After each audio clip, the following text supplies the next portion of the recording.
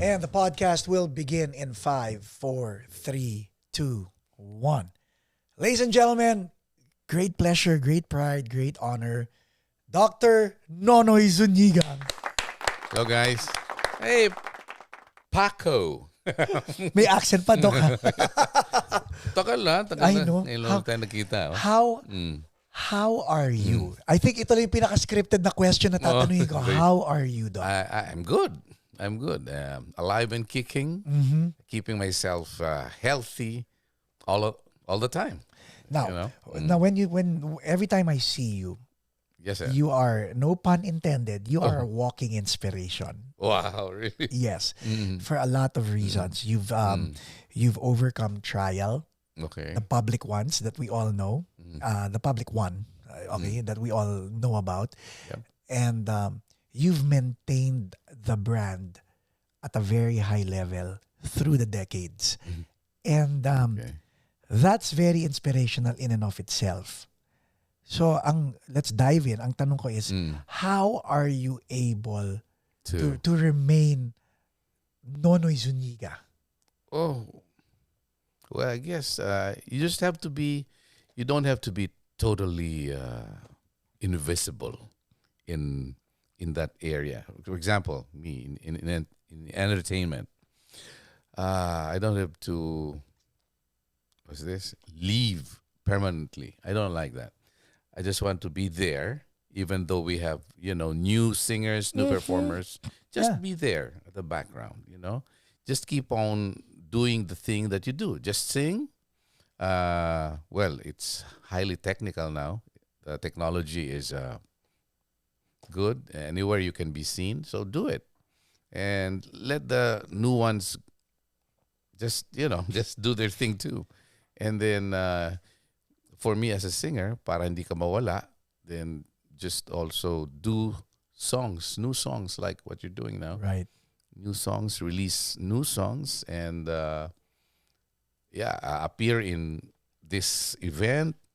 Kumbaga, huwag ka mawawala. Kailangan Because- relevant. Oh, relevant. Yeah, that's the one. Pero like you mentioned, new ones. You've been in the industry longer than I have been in the industry.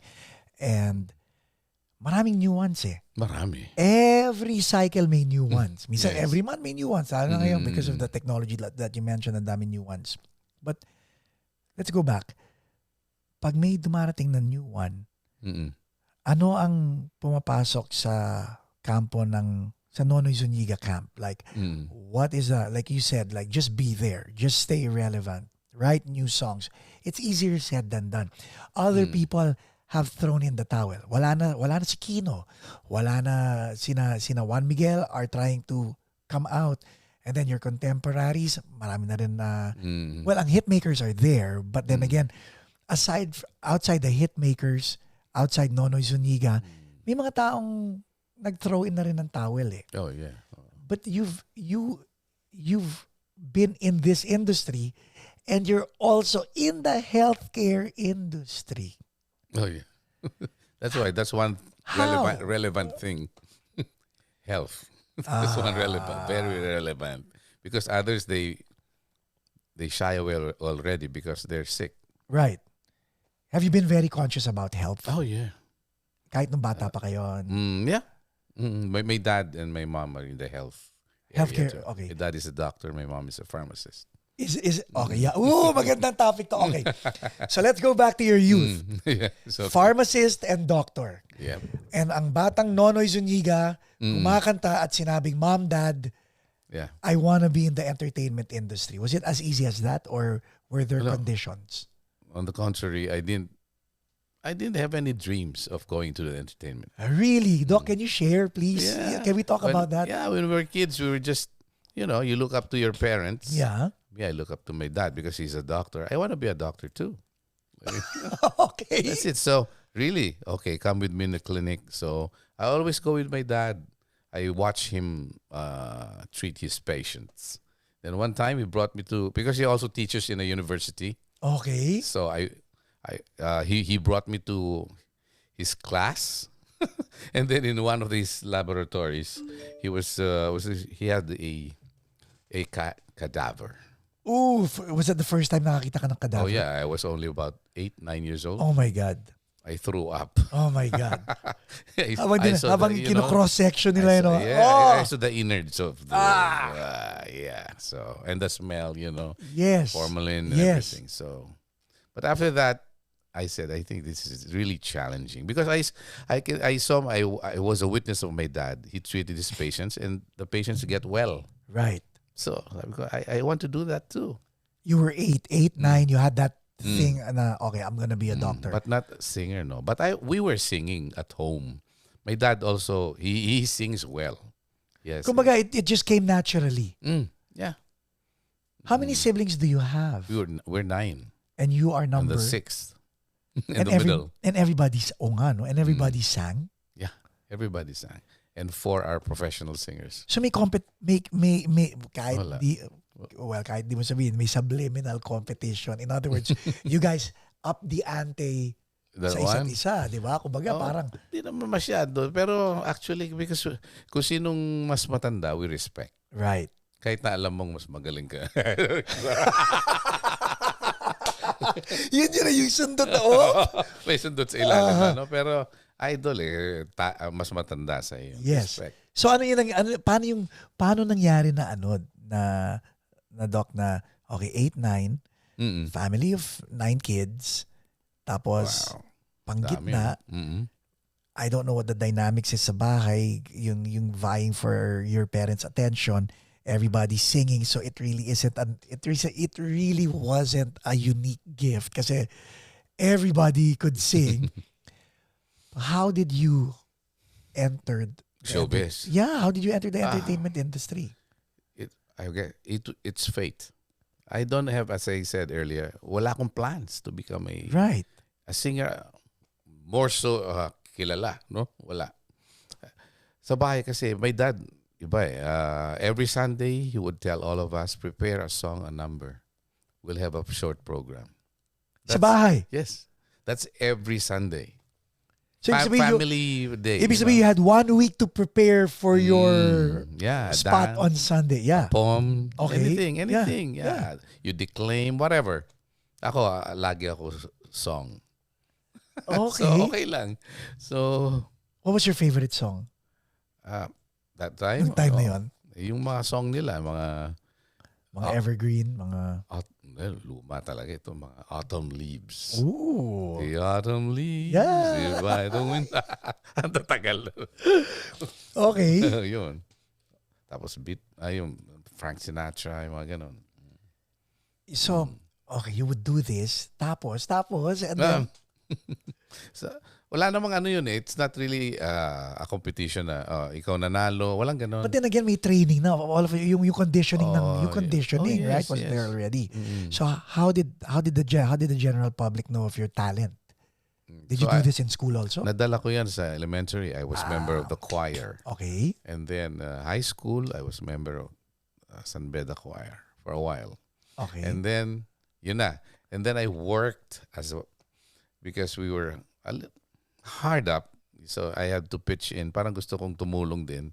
Sabi ko, tatrabaho kaya ako. So I was already playing the guitar. You know, so that was another talent that you have. yeah, Nagigitara ka. my elder sister taught me how to play the guitar. So, Okay. And then I have friends who also sing in church, who is a professional singer, who were professional singers that time. They were folk singers. So tinuruan ako. So I memorized folk songs until siguro mga 30 songs na memorized. And then sabi nila, sama ka sa gig. I was 14, 15 years old. At pwede pa pumunta sa mga bar ng bata ka di ba? Pwede pumunta sa gig. Kasama mo naman yung mga singers. Yeah, okay. Nanonood ako sa kanila hanggang sa, okay. Until finally they let me jam. That was it. How did it feel to jam for the first time in front of us, even in front of strangers? I was very nervous, of course. I couldn't look at them sa eyes. Yeah. So I always look down and just sing. Sing and sing. Well, nahiya ako Introvert ako when I was a kid talagang, Di ko kaya kumanta sa harap ng tao. But you did it again. Yeah. And again. And again and And again. again and again. And then I joined the band in college. Okay, were you invited to join a band or? We were invited because we were in church playing, yung every Sunday. Tawag nun jazz mass. Okay. And then nangangailangan ng band. May gusto mag-form. Tinawag kami, yung group namin. So we formed the band, yung Family Birth Control Band. Right. I was a member for 5 years yon. Sino mga kasama doon? Sina Pabs ba nandun sa? Sino ba kasama sa? Hindi, circus band yun. Okay. Sino ang nasa family? Sina Marisa ang nasa Family Birth Control. Marisa Martin. Yeah. Yes. Sino pa ang nandun? Kilala mo yung namin, si Mama Gigi. Yes. Gigi. Okay. Si Toots. Yeah, si Yung Tita mga- Gigi was there, Joanna. Mga singers namin. Oh my Yeah. God. So Si all of you were Sammy. invited to join in. Yes.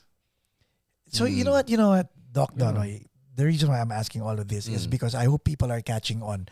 You were in a family of 9 kids and you had to really find your place. Mm. And ang nakakatawa, ang Family Birth Control is a big group also. That's a big ensemble. Oh, yeah. Di katulad ngayon yung mga banda, 3-piece, 4-piece. Pero nung panahon ninyo, Yes. malalaki yung mga banda talaga. Di ba? Kasi may mga kami, blowing section. Yes. Trombone, trumpet, and saxophone. So. Did you see yourself rising above Not the even, ranks? no. Wala. I only love to play with the band. Oh, So what happened? Wala talaga. How did you become Nonoy Zuniga? Sabi ko nga, it was a stroke of faith. Okay. Fate. FATE. Yeah. Yes. So, the accident happened. Right. Because during those times, tumultuous times, talagang, and I was a victim of the bombing. I know. I was a victim of the bombing. And I lost my leg. So, sabi ko, I think this is a sign. I took it as a sign, you quit your singing. It's time to go back to school. I was, I finished my pre-med. So, Doc. UST. Yes. I'm gonna ask questions. Just tell me when to stop. So is it safe to say may pwesto ang Family Birth? Tapos doon nagkaroon ng aksidente sa venue kung saan may pwesto ang Family Birth? Ganun ba yan? Oh. And ikaw ang na-single out dahil ikaw ang naging victim ng accident. So all of a sudden biglang boom. Hindi rin kaagad. Hindi rin. No, I mean, kaya that's why you were in the news because ikaw ang tinamaan ng aksidente. Well, hindi naman top Marami of the kayo news. Yeah. Oh. Pero, and the bombing incident, that place was just one of the places that was bombed. Right. Ito yung kauso ng bomb threats to na biglang may. And this was in the bathroom of the hotel. Totoo ba yung detail nun? Probably we can mention the name. Iba na kasing siya ngayon. Philippine Plaza Hotel yun. Right. Tapos yung ibang na Holiday Inn, Manila Peninsula, Sheraton, sumabog din yun sabay-sabay. At may namatay in one of the hotels. No? Sa amin, doon sa Philippine Plaza, I was the hardest hit. When si Sammy, yung guitarist, lead guitarist namin, katabi ko, yun. Nawasak yung kamay nun. Pero, when you're there in the moment, do you feel it? No. Do you even hear it? The bomb? Yeah. Do you, when deafening yun talaga. when it happened, like, boom. Uy, wala. Wala. Blackout first. Yeah. Yeah. And then, but I didn't lose, my consciousness. Did you feel na nawala yung leg mo or? Yes, because I saw it. Oh, Lord. Sabi ko, oh my God, I lost my leg. Hiwalay na. Okay. But I grabbed it. Right, yeah. Yeah, I took it with me. I crawled out of the comfort room. Right. That's where the bomb was. Grabe, no? I'm sorry. Yeah. That was 1980. And wala pa rin akong plan. Sabi ko, nako, I have to go back to review for my medical entrance exam. Which I did. Well, during the review, we got word that they needed a singer to guest in this 4th Metro Pop. To guest. I know, right? To guest, yeah. To guest lang kasi it's a contest. Yes. Right? So, and they needed at that time, that was the time of the United Nations Decade for the Disabled. So they need a singer, a performer who has a disability. Sabi, naganap, sino kaya? Ako nakita. What are the chances? See? What are the chances? Di ba? Pero nakakatuwa, no? What people may view as something of a negative turned out to be something of an inspiration and a positive, di ba? Blessing in disguise. But at the moment, did you see it as that, or did you have questions? Oh, well, when I was told about that, I refused. Yeah, you know why? Because I was still adjusting. Right. When that happened, when I lost my leg, I didn't want to go out anymore. You know, yung feeling of Na-depressed ka, yeah. Of course. Really depressed. Ayoko nang kumanta. Tapos yun na nga, aral na lang ako, nagre-review na lang ako. Right. So, inoferan ako noon, mag-guest. Sabi ko, baka maawa. Yung mga tao, ayoko yun. Madami kong reasons. Yeah. Until finally, pumayag. I don't know how I was forced to do that. But I sang. Not as a contestant, but as a guest performer. And then, the song that I did was yung Ako Ay Ikaw Rin. Yung song for the disabled pa. Yeah. Yun. Naging anthem. Kumbaga parang, yeah. Oh my God. And then Look at the fate, huh? That was really for me that night. Willie Cruz was there. oh my God. He was one of the judges that night. Ang galing, no? Wala pa rin ako inkling. After I sang, he went backstage. Sabi niya, I like your style. Sabi ko, wow. Can I get your number? Why? We'll talk. Do you have plans of going to recording? I go, what? No, I'm going to school. No, think about it. I'll call you. Grabe, wala pa rin. Ayoko pa rin nun. Ayaw pa rin. And my family, friends, they pushed me. Try it. You'll not lose anything. If you don't make it, okay lang. Kasi what was I after, yung ayoko yung kaawaan ako. Yes. Andun pa rin yes, yung of course, you had to have that sense of self. Yeah. What will the people, tell me? Ay, nakakaawa, putuloy pa, kawawa naman, blah, blah, blah. Ayoko yun eh. Sabi ko, no, just record it and then let's see. Ayun. I-record ko yung doon lang. Na-release. Pumutok. Hindi wala ka pang manager nito? My brother. Brother lang. So kayo lang. Sunod-sunod na, hindi na ako nakaalis. So it meant na your trajectory was on the up. Yeah. So medicine had to take a back seat. Kumbaga parang dumami yung engagement. Nung dumami, talaga hirap na hirap ako. I had to stop muna. But I had to go back again the following semester. Parang ganun-ganun. So in other words, you had a struggle, diba? Because you were doing this, you were doing that. You know what? I remember as a kid, I don't know which hospital you were doing residency, but I really saw you. And I was telling my mom, sabi ko, that's Nonoy Zuniga. And my mom said, that's Dr. Nonoy Zuniga. You better say Dr. Nonoy Zuniga. Ganun. And I said, hi, Doc. And he said to me, I said, hello. Hindi ko makakalimutan. I don't know what hospital this was. But Cardinal or UST? Cardinal Santos. Cardinal Santos. I was an intern there. Yes. Yun na nga. See, I still remember that. As in, you were wearing the white gown. Oh, yeah. I remember. And the reason why I say this is because, ayan, kinikilabutan ako. And now, here I am in front of you. And I'm still starstruck and respectful of what you've accomplished. Me, as a person, like I will always have that every time I'm in your presence. Kumbaga parang you epitomize what we aspire. You know, and this is not to put pressure on you, Kumbaga parang just be you, because who you are is already an inspiration, parang ganun eh. So anyway, and I'm glad that I inspire everybody. These people. Yes. So Doc, eto na, medicine, music shows, album. What was going through your head? Sabi ko, then I have to go to our creator. That's it. Pinag-pray mo na yan. What is this? So was it I had to balance everything. Yeah. Was there peace when you said, you know what, entertainment, diyan ka muna. This needs to get done. Was there peace? Yeah, pero hindi ko naman iniwan totally. Kumbaga tinawid mo lahat yun eh. But then again, at some point, you had to do this at the expense of the other. Yes, diba? So finally, when you graduated, how did it feel? That that's the one you have to choose. Yun na nga. To go to was this have your own clinic or go abroad and do concerts? Yeah. Kasi of course, the 8-year-old kid who looked up to dad was kind of screaming inside of you going, ito yung dream natin, oh, ganyan. Anong pinili mo? Sabi ko, I need bread.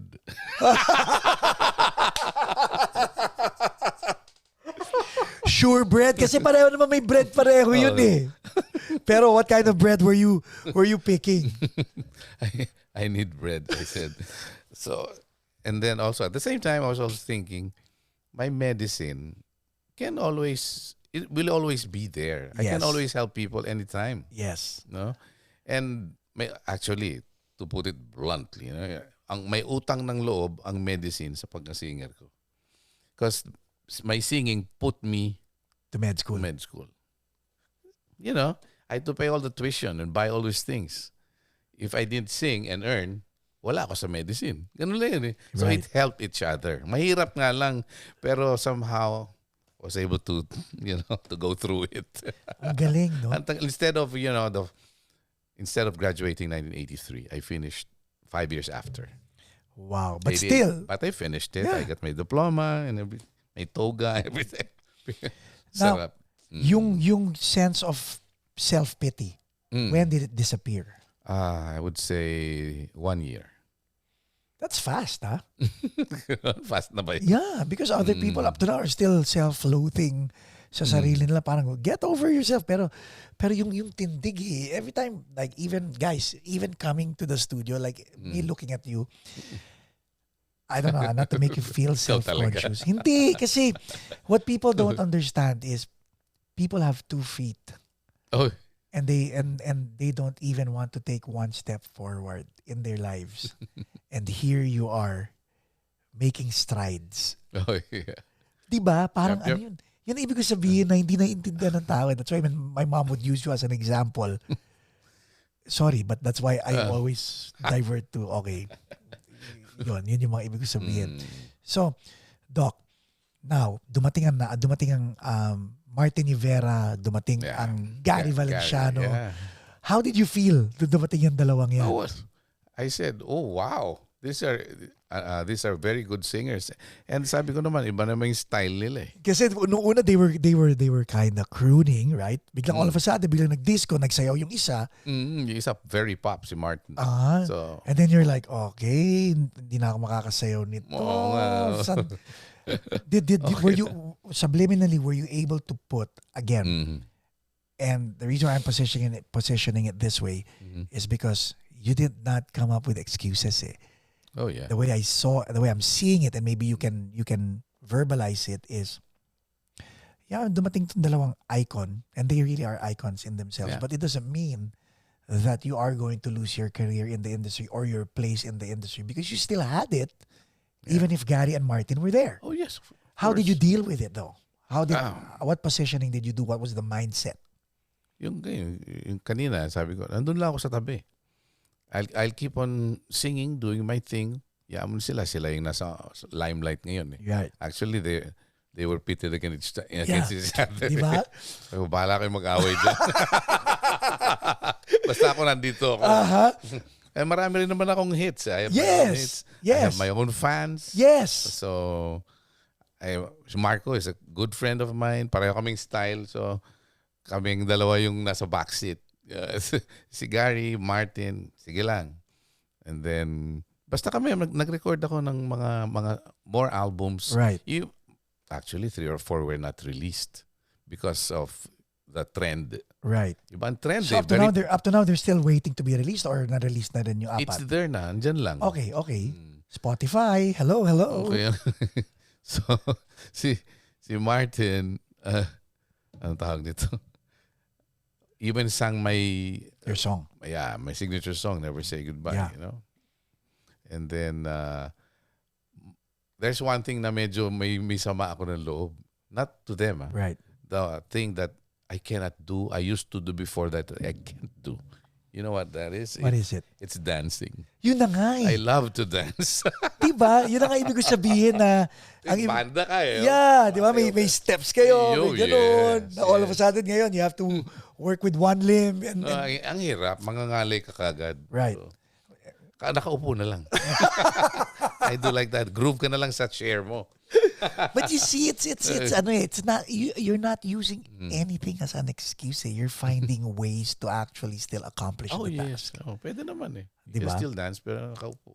And when yung commercial, did it make you laugh? When they spoofed your Never Say Goodbye. Yung si Nonoy Zulueta. Yeah. Natawa ako dun eh. Because it actually made you a household name when you think about Sa it. mga minus diba? one. Yung mga ganun part. Tapos Doc, so ayan na, lumabas na tong, and again, I'll just go through the decades.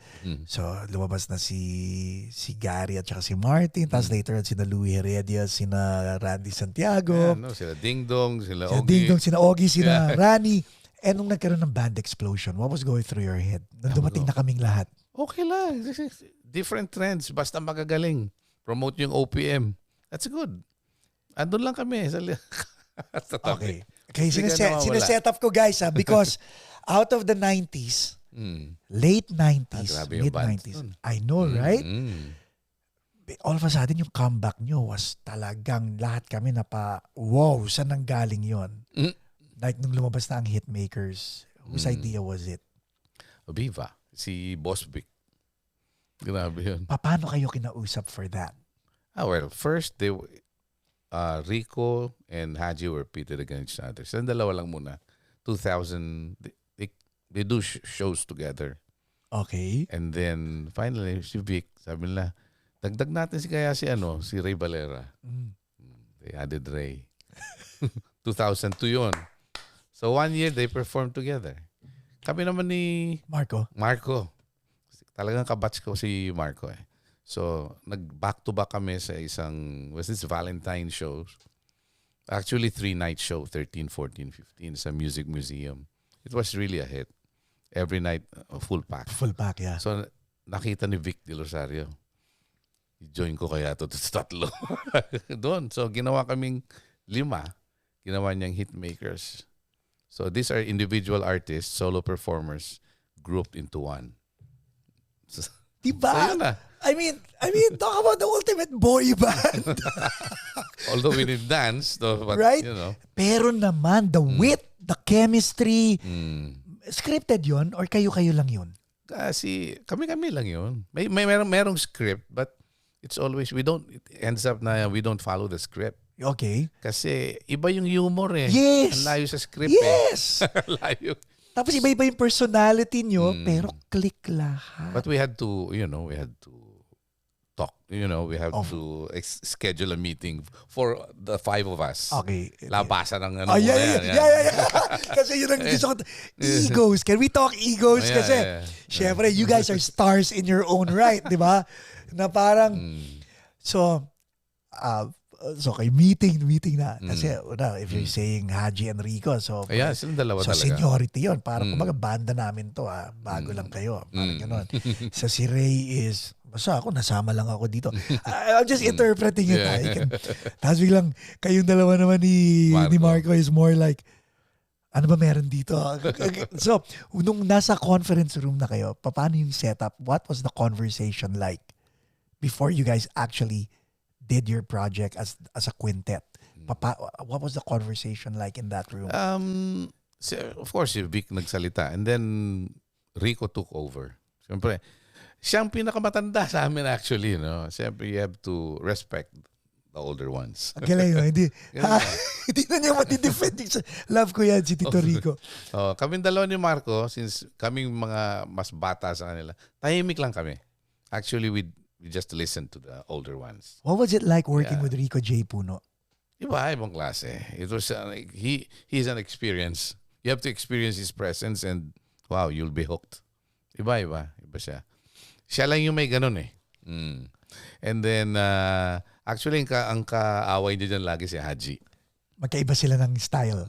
Ibang style.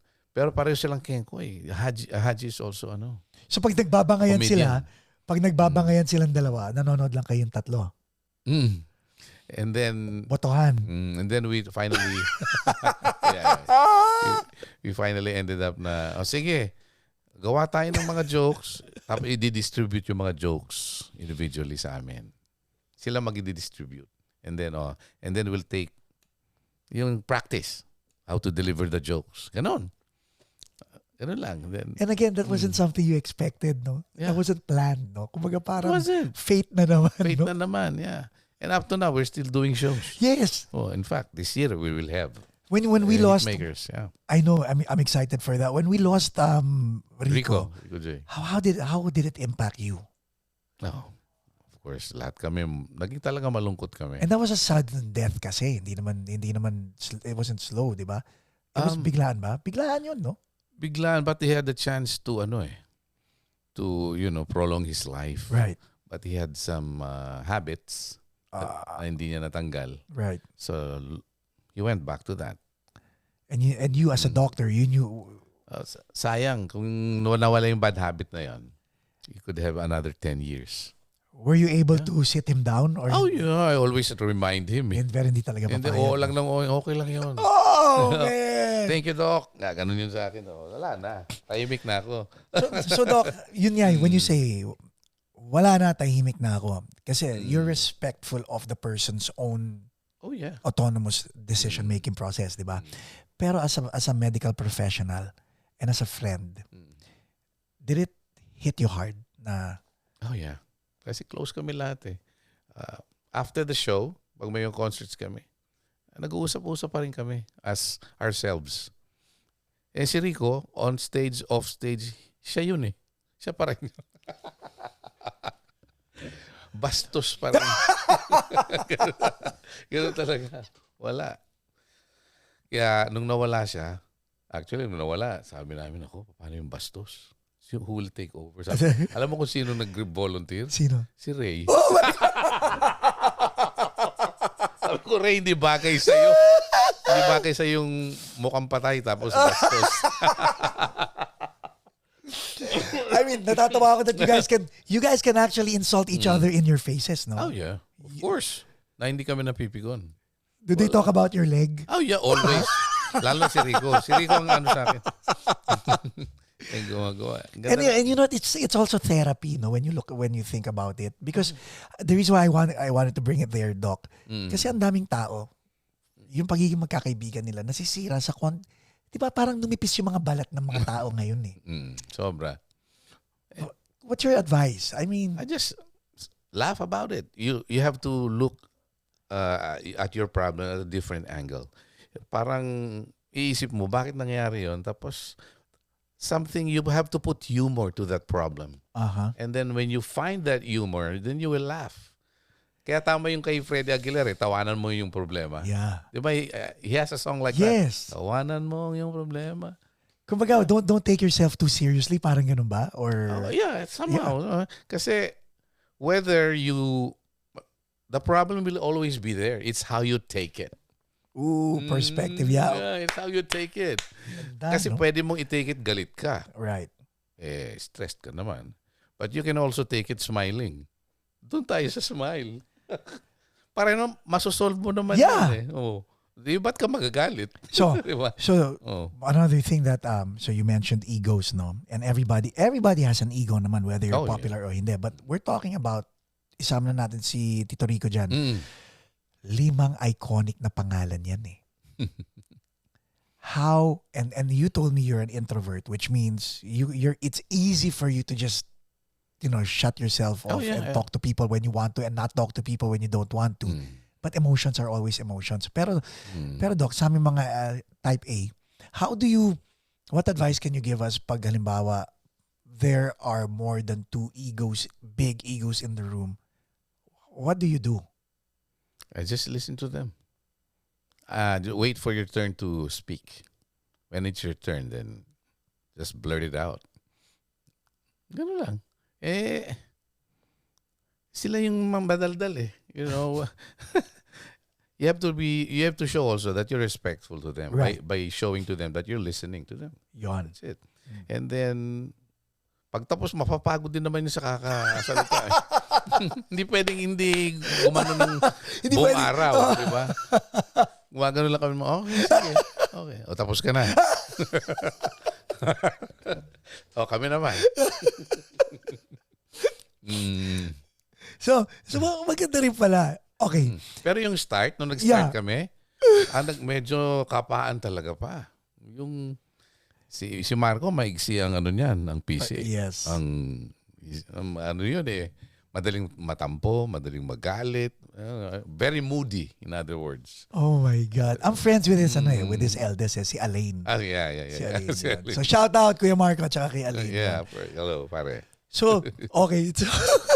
So yun, kay Marco, mag-uusap kami. Ano, So Noy? kumbaga may sarili kayong meeting. May sarili kami. Sabi na, Noy, ginugulangan na tayo nitong tatlo. Ako, relax ka lang, Marco. Kami yung, balance kami ni Marco eh. Wag. Umiinit ang ulo ni Marco. Huwag mo sabihin mga tatlo yan. Kaya ko yan. Sabi ni Marco. Ganun nung una, mainit. Finally, na okay naman na. And then, they distributed the jokes. So, And that's it. Okay na kami. We're real friends. Hanggang kahit na during the, when Rico passed away, Yeah. nagpapatawa kami dun. Nandun si Rico. Kasi si Rico had this joke kay Ray Valera. Lagi niya sinasabi, Ray, mag-makeup ka naman. Mga kang patay talaga. Para kang natutulog lang. Something like that. And then, sabi ni Ray, yan. Look at him now. Siya ngayon yung parang natutulog. Patay yun, ha? Nasa coffin na si Sa coffin. Rico. Tawa na yung mga tao. Parang, But that's so nice no, to see it in that perspective.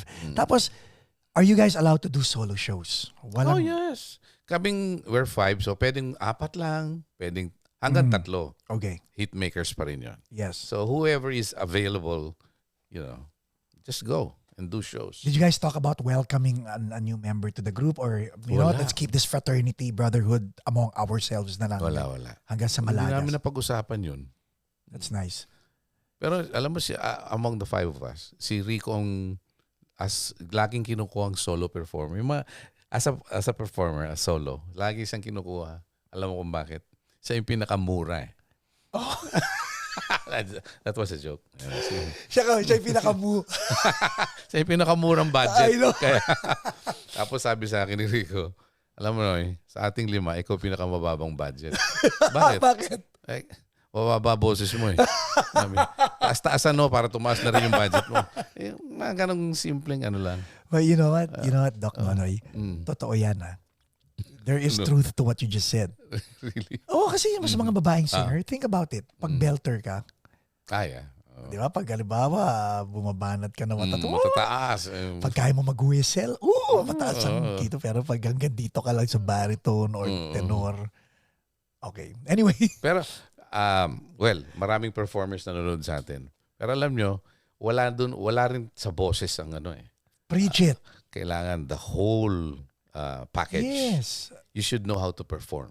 Yes. Singing and performing is different. But if you have both, Okay. it's okay. So that being said, I'm gonna go back to your 14-year-old self. Yeah. When did you start making a decision to look people in the eye? Kasi When I was with the band. Did they teach you? Did they call you out? Or did you figure out, you know what, andito na ako, I might as well go all in 100%. I tried to do it first by myself. Hindi ko kaya.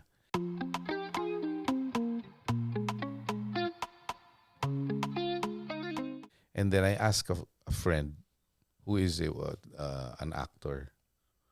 Ibang style pag acting pala eh. So I had to look for a performer. And then yung mas matanda, yung experience. Right, and then he said, if you can't look at a person's eye, look at his forehead. Oh. Here. Oh. So parang from their perspective. Yeah. Oo parang nga, no? nakatingin. Yun. So forehead lahat ang tinignan ko. Pero pag may nakakita akong kalbo, natatawa ako eh. Umaalis ako. Nakawala yung concentration. Of course. May kalbo. Anyway, hanggang sa pag sanay ka na, then you go down to the eyes na. Wow. Ngayon kaya na. Siyempre, for a long time. It took a while. Nasa banda ko, forehead lang ang tinitignan ko. Pero parang you're looking at them. So that established it. And then, That's the secret. Tapos, okay, dito pala ang tingin. Dito. So, okay, balik na ulit tayo sa Nonoy Zuniga, the artist. Nonoy Zuniga, part of the Hitmakers. And then, may Nonoy Zuniga collaborator, which means now you're not only doing with shows with the Hitmakers or solo, meron kang you've welcomed doing shows with other artists na rin. Yeah. Yes. Like this current Lani Misalucha, Nonoy Zuniga thing that yung US tour. Is this just for US? Yeah. Or are you doing it in other parts of the world? Well, it's open. If they want to get us, go. It's a package. It's a show already. Who came up with you and Lani? Because ang ganda ng combination, especially yung theme ng combination na pati yung songs na tutugtugin nyo. Who came up with that? Yung producer, si Pia. Shout out kay Miss Pia Legaspi, by the way. Amore Pia. Entertainment. Yeah, Amore Entertainment. Yeah. So she came up with that. And then, Vic. Si Vic din. Perez, yeah. How was it pitched to you? Like, paano nila sinabing, no, ito gagawin natin, ganyan. We're doing a show, sabi niya, okay ba sa'yo na may kasama ka? Sabi ko, definitely. Oh, female, okay, sige, sino ba? Is Lani okay with you? Why not? Sabi ko, I've been waiting for this, sabi ko. I've been looking, si Lani, matagal ko nang inaabangan actually. Kaya lang, sa iba siya na pupunta eh. So, this is the time lang na nagkaroon ng chance. So, sabi ko, go. Let's do it. You know what, Doc? Ang nakakatuwa, no? This conversation is teaching me one thing, and I hope everybody's picking up on this. Like you mentioned, faith. Faith comes with patience. Yes. Have you always been patient? I am. Where did it come from? Is it because you're the sixth kid na alam mo may number 1, 2, 3, 4, 5 bago ikaw? Where did patience come from? And maybe you can teach all of us na walang pasensya how to... Maybe. From my mom probably. From my mom and my one of my sisters. What was the lesson? What was? They always tell me na if you are confronted with a problem, don't release your fuse. You think first. Kahit opportunity, ganun ka rin? Don't act on it immediately because, it's a problem. You have to think. Kasi baka pag nag-act ka kagad, baka mali. You have to think first. Okay, so when Hitmakers was presented to you, you didn't say yes right away either? Pinag-isipan mo rin yun? Like, inisip ko rin muna. So everything you do in life, okay, so hindi ka impulsive talaga. Talagang you will... Except when shopping. Minsan hindi mo, basta gusto mo, bilhin ko na yan. Diba? Pag uwi, hindi ko na pala kailangan. Nagustuhan mo lang. Oh my God. Okay. Okay, so when so it takes time for you to think. Does it help avoid like decision remorse or buyer's remorse? Oh, yes. Because na-experience ko rin yung talagang bigla yung decision mo. Mali. No. Yung pala pag pinag-isipan mo, tama. If I only became patient that time, okay. Right. Tapos how are you able to walk away from how do you say no to proposals or, and I'm just picking your brains out because how are you able to say no to proposals or opportunities na feeling mong after thinking about it hindi mo type gawin without sounding uncouth or arrogant? I don't commit immediately. I always say it in a nice way. Like, you have a nice proposal, but let me think about it. Oh my God, ganun lang kadali. And I'll call you tomorrow or after 2 days. And you always follow through on... Dapat ganun kasi parang, kailangan eh. You have to follow it up. They might be in a hurry also. So, just don't say kagad yes or no. Up to now, ba it's still your brother managing you? Or Iba yung sa Philippines, iba dito sa US. Okay. Is it, when you say iba sa Philippines, iba sa US, na tumutunog ba na you're planning on Making this your home base? Yeah. Oh, kala nyo, tatapusin na natin yung conversation. Pag-usapan Nakita ko kayo dito, mas masaya kayo. Masaya! Kaya sabi ko, oh my palagi God! ko dito na rin ako. Pero when did this decision come? Was it during the Christmas season? During this trip? It took a while. It took a while for me to decide. Of course, like we just talked about you diba? then. So you keep on back and forth. Pagdating mo sa Pilipinas, ayoko na, balik na sa US. After a while, hindi, Pilipinas pa ako. Siguro mga less than 10 years bago ako naka-decide. And I decided last year. Did it again? Last year lang. Last year, after 9 years of being indecisive. Okay, when you made that decision, did it give you peace? Oh yeah, of course. So everything you're doing now is leading toward really acclimating yourself dito sa States. Yep. You said it. Right. Pero maling state yata ang pinili mo eh. Pero, Hindi, anywhere I can. Okay. I can be. Are you California based or Nevada based? Nevada based. And never mind, nobody's perfect. Nevada based. Pero good choice. Of course, some of my siblings live here. Well, that's good, no? And others in New York. So, pag ganun lang. And then I go back to Nevada. Are you gonna is your medical license No, I don't have any license here. Are you planning to? Probably in a different branch at lower God. level. Yeah. Oh my God. Health related pa rin. Oh my God, Doc. All of a sudden, para ako na-excite. It's nice. Wow. Welcome. That's all I'm going to say. Nakakatuwa. So, this being in mind, tuloy pa rin ang Hitmaker. Sinabi magtutour pa rin kayo. Yep.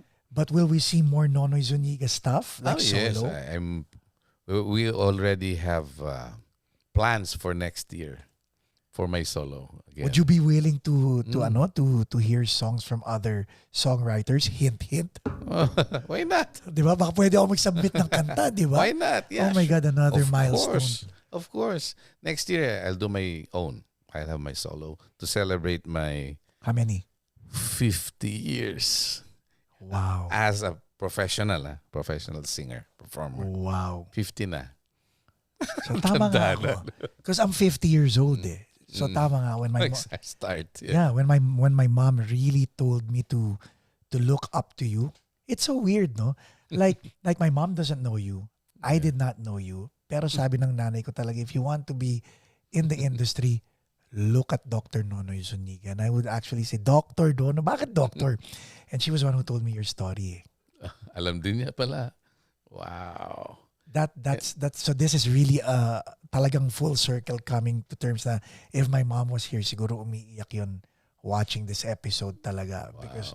Because yun eh. And nakakatuwa, Doc, dahil the things that are trivial to you, hindi mo alam are impactful pala to people like me. and then now that I'm dissecting it, alam mo yun, you're not operating by chance. You're operating by calculated moves, and you have to. Yeah, because you learn something from your past mistakes by being impulsive. Now it's all calculated. Okay, so let's talk about that nice little migration that you just did a year ago. Does that mean properties in the Philippines wala na? Lahat minove mo na dito? Inaayos pa. Yeah. But actually, I was here 2012. May papeles na ako. I was a green card holder already. That time. Kaso, but to live is another thing. Yeah. Di ba? Yes. Because you can be a green card Right, holder. Kaya Biab gave it up. Haji gave it up. Haji gave it up. Grabe, no? Magkakasabay kami. Actually, after Ryan, ako naman, same process din, yung EB1 category and all that stuff. Right. And then he gave it up. Sabi ko, nangyari? Sayang naman yun. Diba? Hindi, well, he has his own reasons. Yes, yes.